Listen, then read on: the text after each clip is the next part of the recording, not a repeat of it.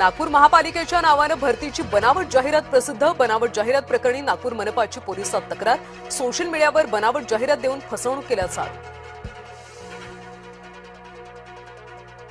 सोलापूर जिल्ह्यामध्ये राष्ट्रवादी काँग्रेसमधला अंतर्गत वाद चव्हाट्यावर. जिल्हाध्यक्ष उमेश पाटील यांच्या हकालपट्टीची मागणी. महापौर निवडणुकीच्या पार्श्वभूमीवर भिवंडीमध्ये राडा. विलास पाटील आणि भाजपमध्ये बाचाबाची. भाजप शिवसेना मदत करणार नसल्याची चर्चा.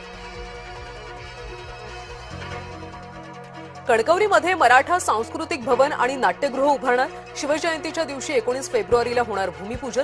मंत्री नितेश राणेंच्या हस्ते भूमिपूजन. बुलढाण्याच्या खामगावमध्ये किरकोळ वादातून 2 गटात राडा. दोन्ही गटाकडून दगडफेक झाल्याची माहिती.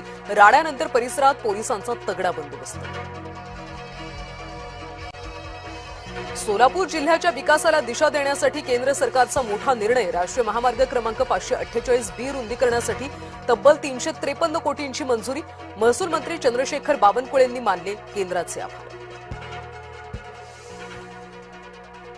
कांद्याचे दर कोसळल्याने येवल्यामध्ये व्यापारी शेतकरी अडचणीत. आंतरराष्ट्रीय स्पर्धेचा फटका महाराष्ट्रातल्या कांद्याला. मागणी कमी झाल्यानं दर कोसळले.